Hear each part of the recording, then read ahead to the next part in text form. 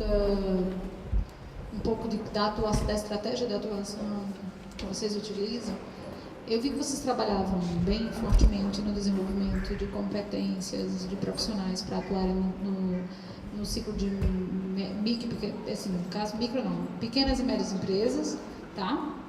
Para você ter agentes de transformação, então são pessoas que têm potencial para se tornar grandes stakeholders e promover uma ação de mudança.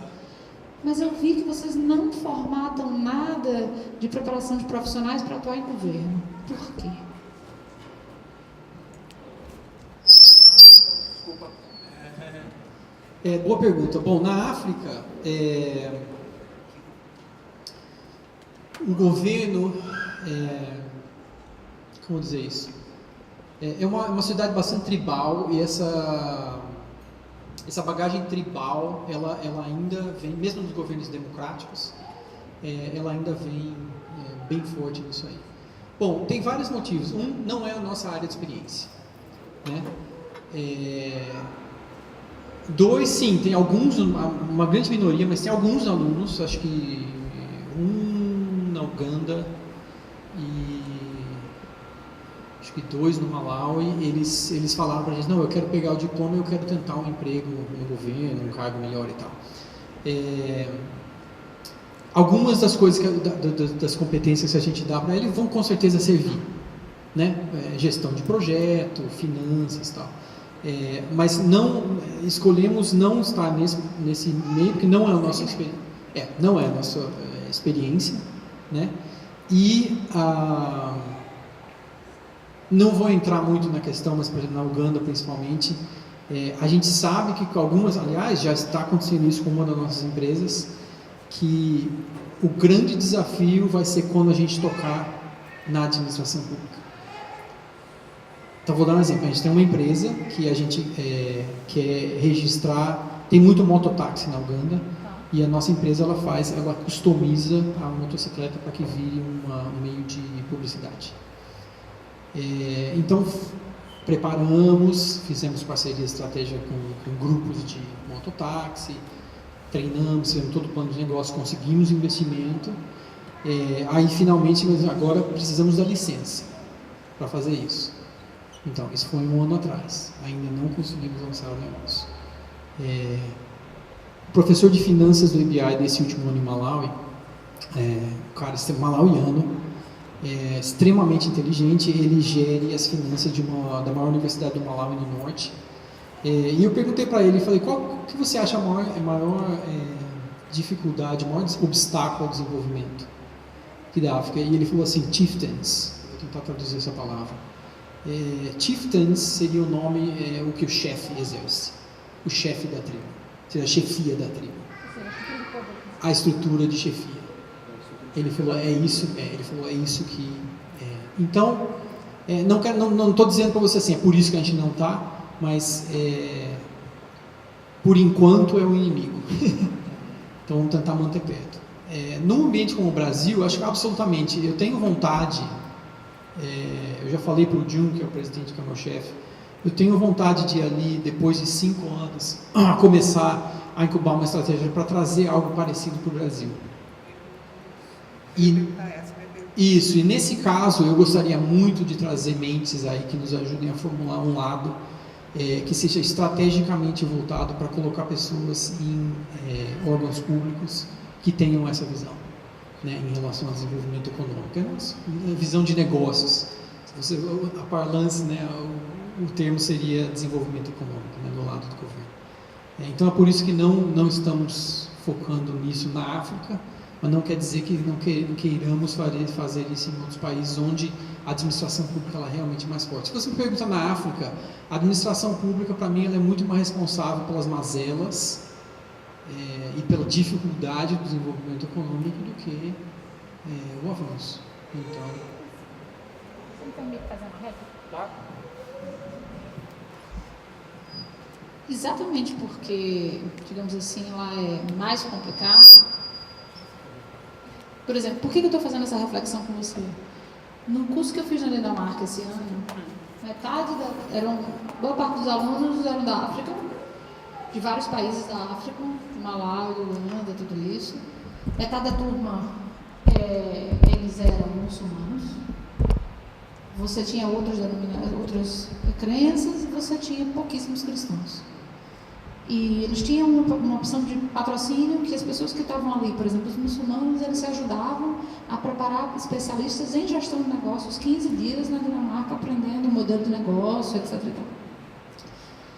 Por que eu estou trazendo essa reflexão para o público, para a área pública? Se você consegue fazer uma pequena mudança no modelo normativo, ou algumas ações, você consegue gerar uma ação de luz, uma ação de ganho muito grande. Então, efetivamente, eu acho o seguinte, é onde você tem, sabe aquela lógica do Pareto, onde uma pequena mudança gera um grande resultado? Você tem condições de promover uma ação nesse sentido.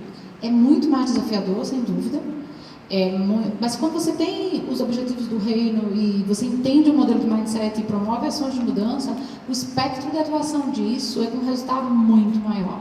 Então, assim, minha provocação se lá está muito sujo, é lá que a gente tem que começar a lavar, entendeu? Principalmente na questão do modelo, do momento que a gente vive hoje no Brasil e em outros países.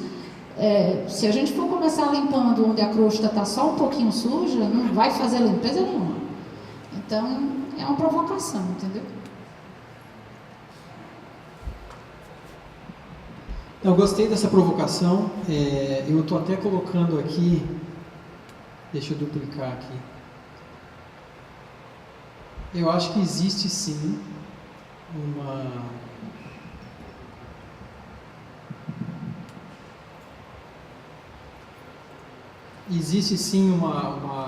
divisa aí do secular e sagrado entre a administração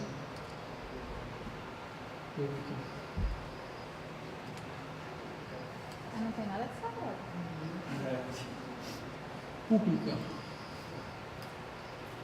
e Privado? administração privada. Eu acho que a questão a gente está focando na iniciativa privada, a gente quer colocar pessoas lá na África, mas eu acho que a gente tem competências que são muito parecidas aí, tem coisas que são da administração pública que a gente simplesmente não quer fazer, porque seria basicamente um outro programa, né? Só para isso, a gente está muito pequeno ainda. Mas eu acho que a provocação que você faz é muito relevante, principalmente uma cidade que nem Brasília, onde o setor público praticamente emprega, né, a motriz econômica da cidade é isso. E existe sim uma separação aí entre uma coisa e outra que não deveria ser tão separada assim. Os Estados Unidos é um lugar muito interessante tem coisas muito interessantes para estudar. Acho que a Europa ainda o Brasil ainda vai se assemelhar mais à Europa, como Dinamarca, e os Estados Unidos têm modelos bastante interessantes. A administração pública é bem menos presente, bem menos interventora. Pergunta assim, vamos já tentar usar. Eu vi que o inglês é a língua oficial dos dois países, Uganda e Malawi. Mas, primeiro, qual o percentual da população que de fato domina o inglês nesses países? 2, qual é a penetração de internet nesses dois países? E a partir disso, se vocês estão fomentando o empreendedorismo digital nos alunos? Ótima pergunta. Em relação à língua, eu não tenho os percentuais aqui. Eu tenho em algum lugar, mas eu não separei para essa ocasião. Eu posso até te passar. A maioria das pessoas fala inglês. Se você vai para os lugares mais agrários, então a maioria das pessoas, a maioria das populações está concentrada nos meios urbanos. No caso de Uganda, você vai para as cidades, as pessoas falam inglês. Existe um nível, depende bastante do nível educacional. Se a pessoa passou pela escola primária, secundária, ela vai ter um bom nível de inglês. E existem as línguas locais.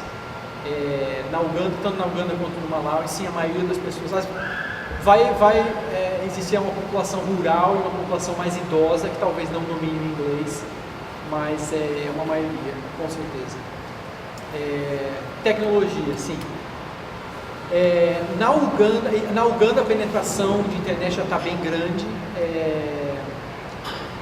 ainda mais, quando você vê as pesquisas, isso aí me lembra de mandar os números, que eu tenho esses números.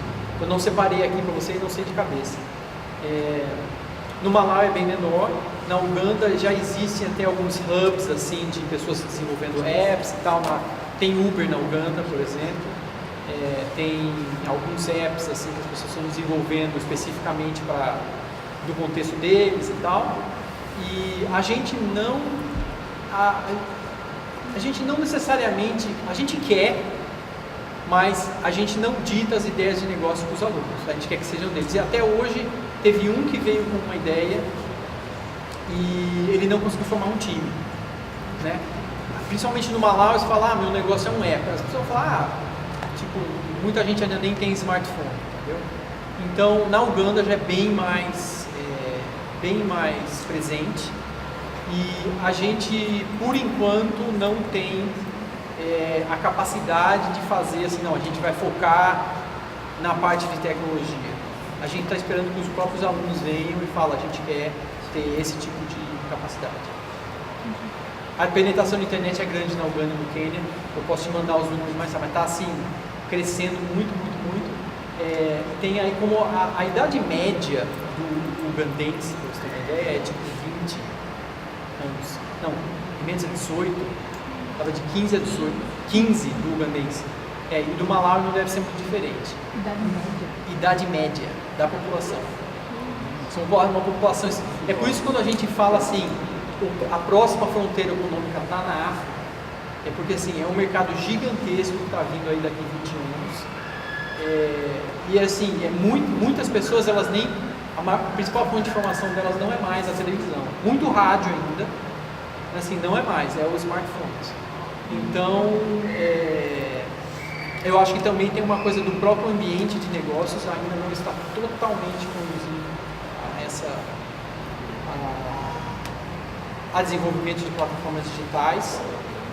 Vamos dizer que talvez esteja uns 10 anos na rabeira assim, do Brasil, 20 anos nos Estados Unidos. Mas a gente, se Deus quiser, vai conseguir pegar um pouco dessa onda aí. Se Deus quiser, alguns dos graduados do ABI vão ser aí os cursos. Sim. É interessante a gente falar sobre negócio como missão, porque o modelo clássico de missão, quando a gente fala, pressupõe o elemento da evangelização e da pregação do evangelho como centro disso, né? Numa cosmovisão reformada, a gente pode pensar de forma mais ampla, não somente com a pregação em si, mas com uma transformação redentiva da sociedade por meio de uma ética do reino que transforma. Mesmo assim, eu vejo que, por exemplo, no Brasil, talvez alguns de vocês sejam familiarizados com a missão integral. A missão integral, em alguma medida, ela tenta fazer isso, porém, ela confunde as categorias e acaba chamando de missão aquilo que é meramente social, aquilo que, na verdade, é quase descaracterizado da pregação e das ênfases do Evangelho, né? Então, para muitos, não digo todos, não quero generalizar, mas para alguns dos expoentes da missão integral hoje, o perdido, a salvação é uma salvação social, o inferno é um inferno social, você tem que livrar a pessoa do inferno social, né? Então, hoje, dentro do modelo de vocês, como é que vocês fazem para que esse foco não se perca e, na prática, empresas cristãs ainda possam ser veículos e plataformas de pregação do Evangelho e de evangelização? Existem maneiras como isso podem ser concebidas? Existem. Depende um pouco do tipo de negócio que você quer fazer, obviamente. Um dos negócios que começou e está sendo bem sucedido chama uma empresa de joias africanas, né, bijuteria, não sei como chamar, acessórios, que se chama Zayane, e no Malawi. Eles começaram empregando 10 mulheres. Um dos principais objetivos dessa empresa é empregar mulheres que estejam em situação bastante vulnerável, né, de pobreza, na rua, e que tenham sido abusadas sexualmente. Na verdade, o abuso sexual é doentiamente prevalente na África. E essa mulher, essa graduada do ABI, que começou esse negócio, ela sofreu abuso sexual quando era criança, quando era adolescente, tem um filho, provavelmente. É uma cristã maravilhosa, o marido também, pastor, abriram essa empresa e o objetivo deles é empregar mulheres. Então, eu sei de ali que metade, eles agora estão com 10, estão querendo aí em 2 anos ter 100 empregados, mas dessas 10, me parece que ali mais ou menos metade vem do background muçulmano. Foram evangelizadas, foram batizadas por ele na empresa. Nossa. Eles têm uma casa, né, que é basicamente, então eles têm um discipulado ali e tal. E tem outras que não têm necessariamente. Muitas vezes o nosso foco é simplesmente nos nossos alunos. Então, vamos dizer, então existe sim alguns negócios que eles vão ter ali como uma das grandes estratégias internas deles, evangelizar os empregados, por exemplo, né? As pessoas que eles vão vir a empregar. Alguns não, porque o tipo de negócio não propicia isso tanto. Mas a gente bastante forma essa teologia de negócios para que, mesmo se eles forem fazer, se tiver um braço social, um braço de impacto social no negócio dele, que eles nunca percam de visão o que você está falando que a missão integral perdeu. Né? Que quem salva é Jesus. Quem redime é a mensagem de Jesus, é a palavra. Né? Neemias sem Esdras, né? E Esdras sem Neemias ia, por exemplo, provavelmente estar fazendo culto ali, não ia ter desenvolvido a cidade da mesma maneira que Neemias foi capaz de desenvolver. Então, também o nosso cuidado se a empresa em si não tem no seu formato, no seu design, necessariamente um mandato evangelístico, então pelo menos que o potencial de negócio dela seja sempre bem centrado na figura de Jesus, numa teologia reformada forte. Então, vou dizer, por exemplo, tem uma das empresas que agora conseguiu um aporte muito bom e que vai começar a ser uma empresa de publicidade bastante forte no Malawi. Eles é um grupo de 3 gestores agora. Eles estão ali no escritório todo dia com a gente, orando, falando como que eu tomo essa decisão. Então a gente quer muito esse lado também de não perder, deles não esquecerem aquilo lá que eu estava mostrando que é a visão do EBI. Né? É um cuidado um pouco de salvaguardar a teologia que está por trás, que é a grande comissão. O que motiva a ética deles. O que motiva a ética deles. Né? Deixa eu entender. Na verdade, o fato de eles estarem fazendo isso, eles vão fortalecendo a cosmovisão. E aí motiva todas as ações deles. A gente quer que eles tenham. Porque uma coisa é bem clara. Pode ser. Uma coisa que é bem clara para a gente, principalmente quando você se propõe a sair no mundo de negócio como um cristão, com uma cosmovisão cristã para os negócios, é que há muitas armadilhas. Então, estou usando esse exemplo da missão integral, por exemplo. Há muitas armadilhas. A própria igreja não é nem um negócio, é um ministério que perdeu a visão da grande comissão, ou distorceu. Então, a gente quer focar bastante nisso. A gente, vamos dizer assim, o EBI, a gente não interfere muito, a gente deixa para a própria empresa definir qual é a plataforma evangelística, qual é a plataforma. O que a gente quer prover é uma família, a gente fala muito da família EBI.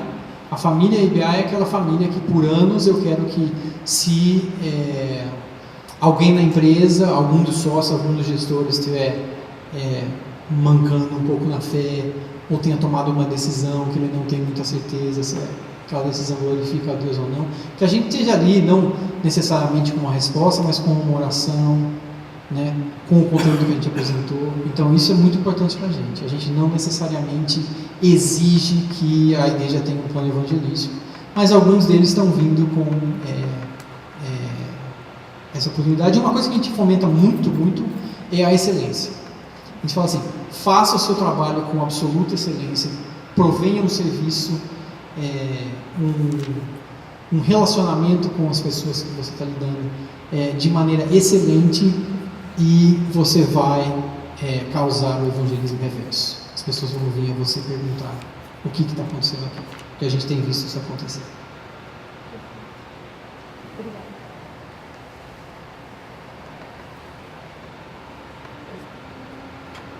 Esse último desafio que você falou ali, vocês não fazem vocês não impõem, né? Mas não está nem no nível de orientação e de que seja seja uma orientação principal para eles fazerem isso acontecer? Fazer o evangelismo acontecer? Fazer de alguma forma isso acontecer, ficar em evidência também esse aspecto? Porque você falou que não dá esse, eu não sei como que você quis dizer, se vocês não orientam ou se vocês não... A gente não fala assim, né, quando eles estão apresentando para os investidores cristãos e tal, a gente não fala assim, e como você vai evangelizar através dos seus negócios? Se algum investidor perguntar, ótimo, eu quero saber se eles tinham pensado. Alguns colocaram um pouco no plano de negócio, como essa empresa de acessórios, e colocaram lá. Só a gente quer que os nossos empregados sejam mulheres que venham do ambiente de abuso e tal, e que não sejam necessariamente cristãs, e a gente quer discipular. Mas a gente não dá essa diretiva a gente. É responsabilidade deles. Marcelo, qual é o perfil do aluno de vocês? E se esses alunos, você comentou durante a apresentação, que boa parte desses alunos eles passam pela escola teológica, né? E qual o perfil dos alunos do curso de pós-graduação? E qual o perfil de negócios que vocês têm hoje lá, que você falou que é 12, 13, né? Fala um pouquinho para a gente entender um pouco melhor, né, esse perfil. Tá legal, obrigado pela pergunta. Então, o perfil do aluno, geralmente, muitos deles fizeram graduação em estudos bíblicos no ABC, no African Bible Colleges, ou educação cristã, comunicação. Então, tem conhecimento de Bíblia, que é importante para a gente. Alguns não têm necessariamente, alguns vêm de outras faculdades, mas a gente... o nosso processo seletivo, a primeira pergunta que eu faço na entrevista fala sobre a sua fé em Cristo e tal.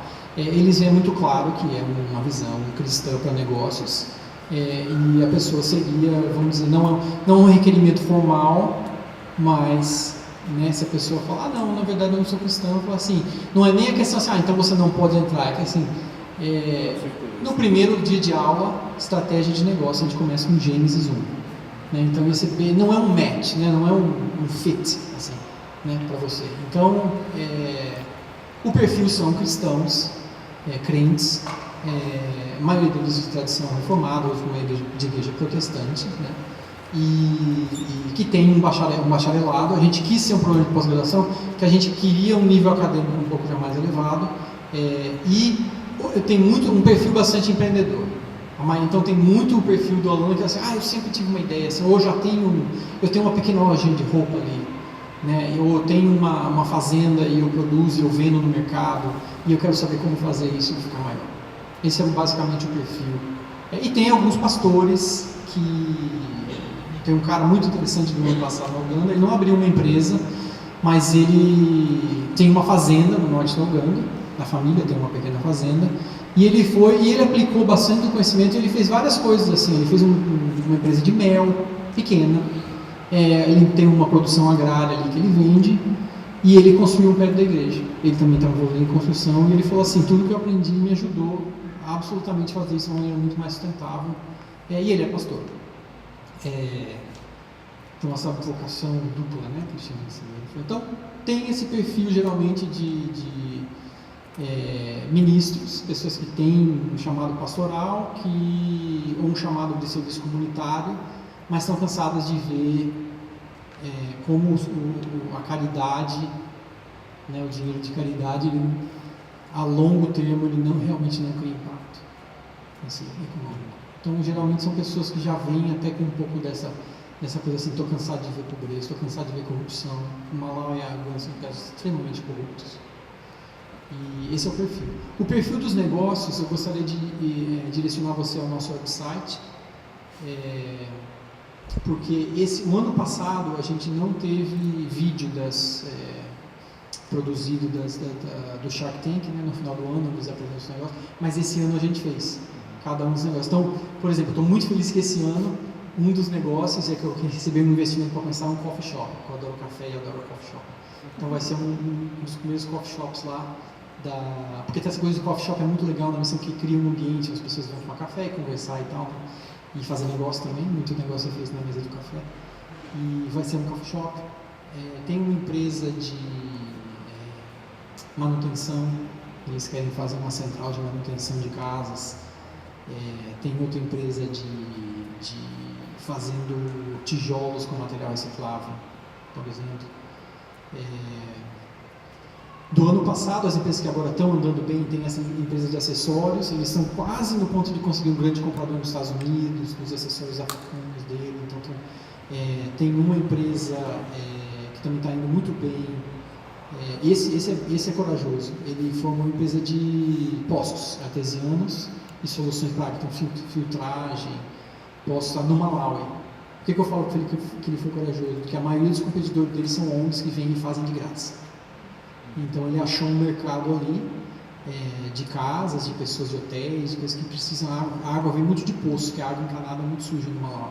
Ele achou um mercado que está sendo bem sucedido com essa empresa. Traz a água, e é legal porque ele faz o branding dele, tem essa coisa da água, da vida e tal, e as pessoas sabem. Ele é pastor de música numa igreja também do Malawi, que é bastante conhecida. Então, mais ou menos esse perfil aí dos...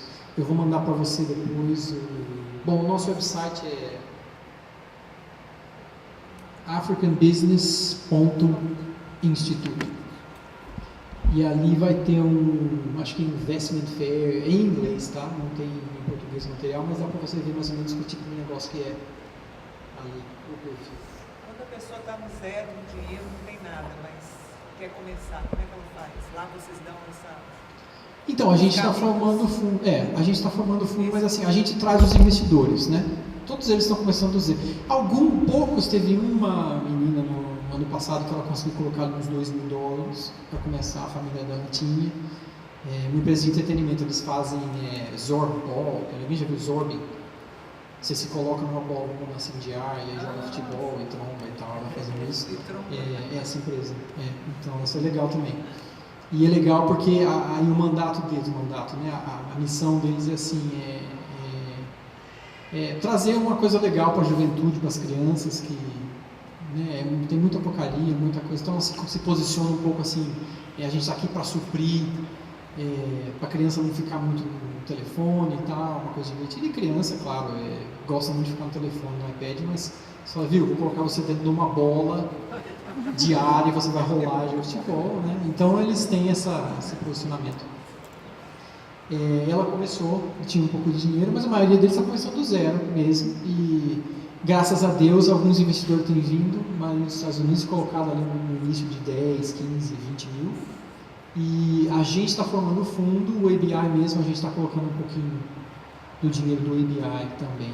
Vocês ajudam nessa divulgação para que os investidores venham, ou eles sozinhos também têm que fazer esse processo acontecer? No final do nosso programa a gente traz os investidores, mas é bem improvável que todos eles vão conseguir a quantia que eles estão pedindo nesse primeiro round.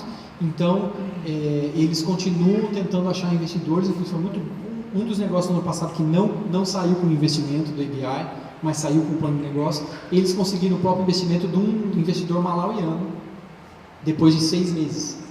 Então é os dois, a gente traz, mas a gente também estimula que eles procuram, Gustavo. Vocês estão tentando montar esse fundo, né? Então vocês estão indo, sei lá, nos Estados Unidos, não sei se você está fazendo isso aqui no Brasil também, mas poderia, né? O pessoal que poderia querer investir. Ou quer investir? Como é que vocês têm falado isso assim? Tem um retorno, alguma coisa, vocês investem, sei lá, qual a modalidade de investimento de vocês? Como é que é a estrutura desse fundo que vocês estão montando? Então, a gente ainda está montando a estrutura, né?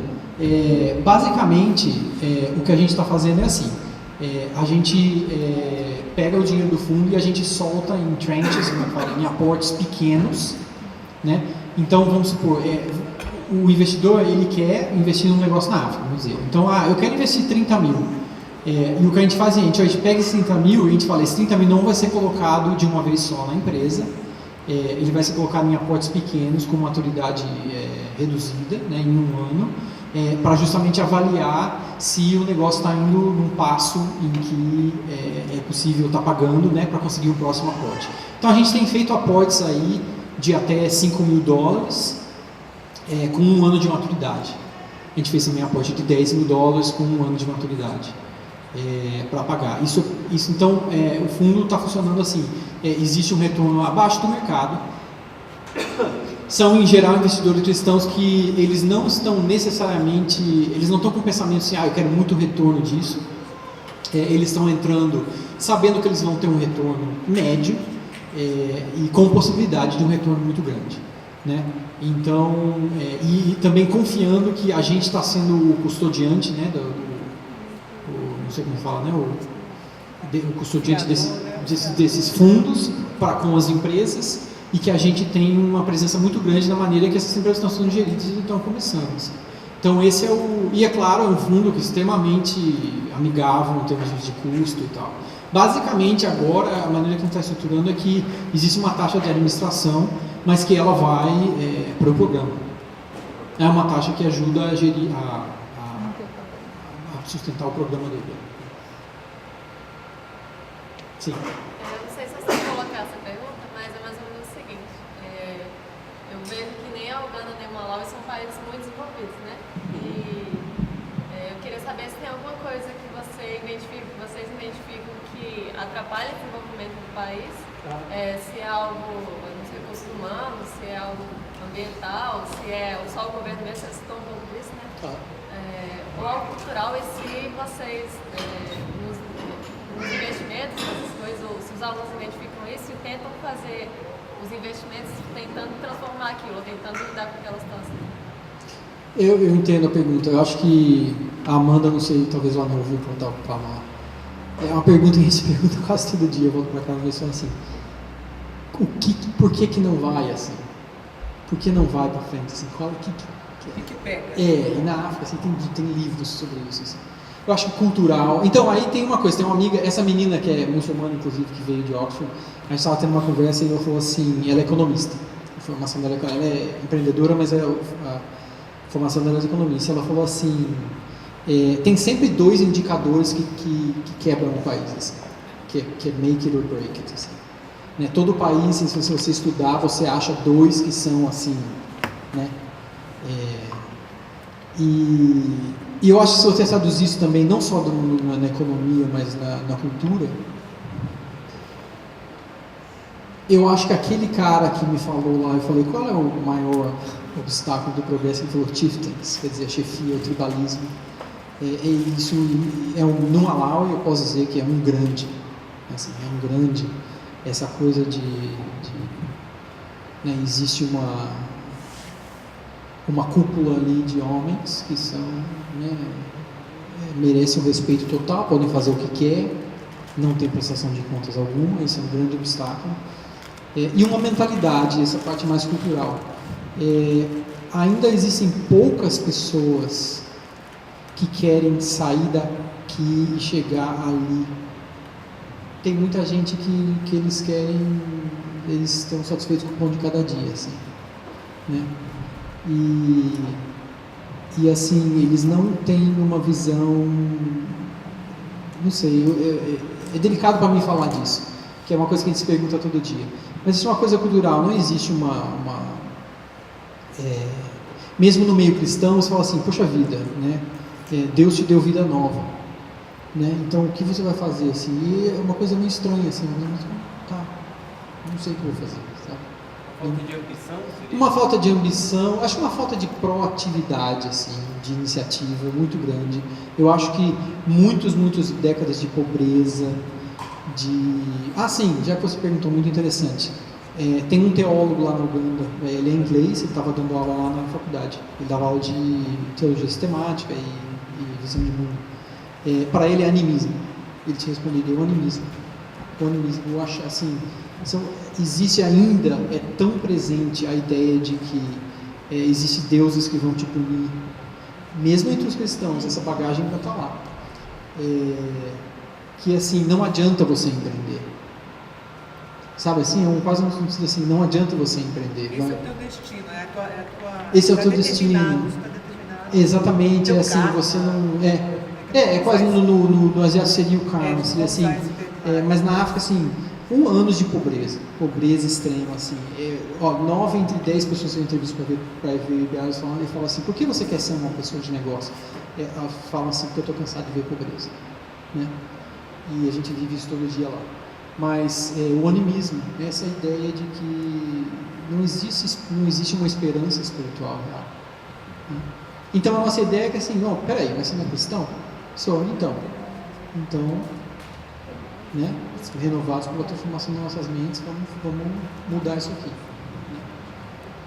Não sei se responde um pouco. Quais são os dois indicadores? Não, ela falou que em todo o país você consegue achar 2 indicadores. Eu não sei, no Malau a gente não tocou, mas eu fiquei bastante curioso assim de saber quais são. Mas olha que interessante, só aqui, já que eu falei do cara, eu falei qual é o maior obstáculo do desenvolvimento da África ou do Malau. Ele falou chefia, né, tribalismo. Foi perguntado, Gana é um país que tem sido muito bem sucedido na iniciativa privada na África. Tem bastante empreendedorismo e tal. Perguntaram para o presidente de Gana assim, qual é o maior obstáculo do desenvolvimento econômico? Ele falou da África, ele falou a democracia. Claro, existe muito, quem entende de política, né, existe muito dentro dessa resposta dele. O que ele quer dizer é que, assim, forçar uma instituição democrática num país que não tem pode criar esses obstáculos muito grandes. Mas, enfim. Ana. São duas perguntas. A primeira é como o EPSI, ele vê um país e ele escolhe começar um trabalho lá. Tipo assim, quais são os fatores, as variáveis que ele pensa, esse país é um bom para me estabelecer? Quem? Um investidor? Não, o instituto. O instituto, por que foi lá? Boa pergunta. Tem várias coisas de nível pessoal que o fundador, o meu chefe, o Jun, ele tinha um contato com o Palmer Robertson, que é um teólogo que dirige o campus da Uganda. Ele conheceu o Palmer Robertson na Inglaterra e o Palmer Robertson falou, venha no verão ao meio do ano lá, né? Venha dar um curso de um mês de finanças e tal, e fazer uma competiçãozinha de negócio aqui entre... E ele foi e se sentiu chamado a fazer um programa inteiro. Mas existe sim um caso muito bem feito que ele faz, e eu faço também, mas ele faz com muita propriedade, meu chefe, que a África é a próxima fronteira econômica, né? A África ela ainda não está saturada na iniciativa privada, ela tem muito espaço nesse middle, que realmente tem um mercado muito grande, potencial, e já, além do potencial, um mercado já na África, que não tem certos vícios do capitalismo, ainda não tem, e que existe um chamado. No caso, foi um chamado mesmo, um chamado à África. E também um chamado específico, acho que talvez do ponto de vista como um economista cristão, como um homem de negócio cristão, de que existe ali um mercado que ainda está não tocado e que tem o potencial aí nos próximos 40, 50 anos ser o maior mercado. Mas pense a China 20, 30 anos, 20 anos atrás, né, o que a China se tornou. A África seria o próximo dentro do script, assim, né, dos economistas. Então tem também esse motivo. Acho que a gente está chegando perto do nosso...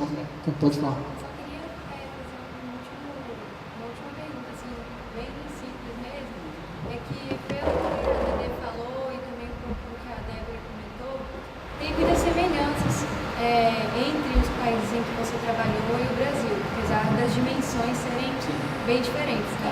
Mas existem pontos que são replicáveis. E aí eu queria saber, assim, porque boa parte das pessoas que estão aqui já trabalham em iniciativa privada, ou como a Débora que trabalha no governo, mas está sempre tentando inovar. Que tipo de conselho você teria para nós, para a gente conseguir replicar um pouco do que a gente aprendeu hoje?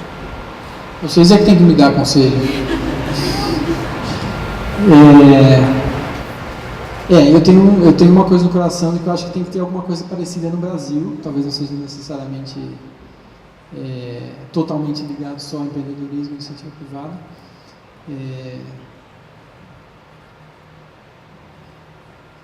Bom, eu repeti talvez uma coisa que eu falei, se você tiver a oportunidade de ir visitar a gente, venha, por favor, estão convidados.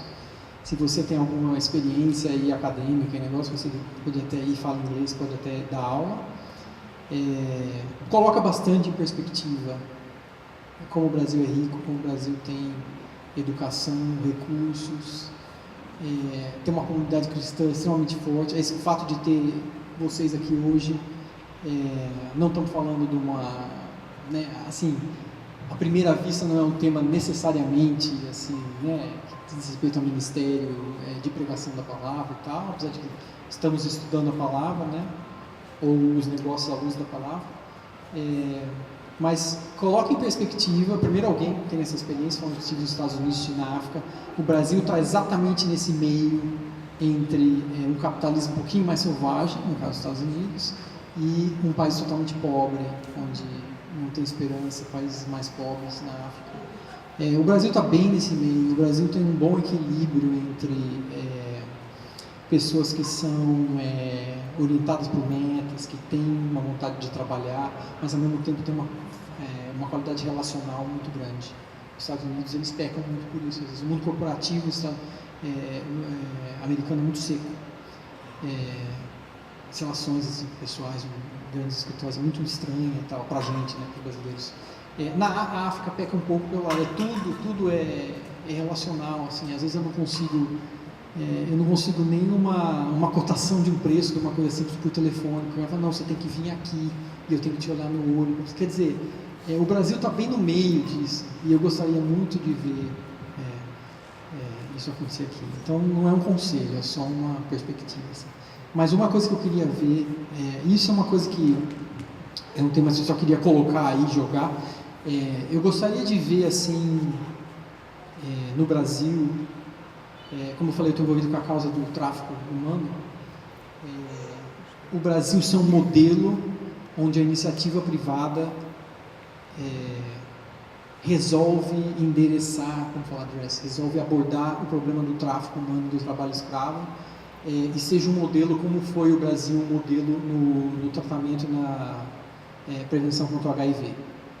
Vocês sabem, o Brasil é um modelo mundial, né, no combate à AIDS, HIV, tá? Eu gostaria de ver o Brasil ser um modelo, pela iniciativa privada e empreendedorismo, de país que luta contra o tráfico humano e contra o trabalho escravo. Eu imagino que a iniciativa privada tem muito mais poder e capacidade de lidar com esse problema do que, me perdoe, o governo. E eu gostaria de ver isso, assim. Então, eu aconselho mais uma... E se você quiser saber mais sobre isso, vamos manter contato, porque eu estou começando uma coalizão aqui no Brasil para tratar disso.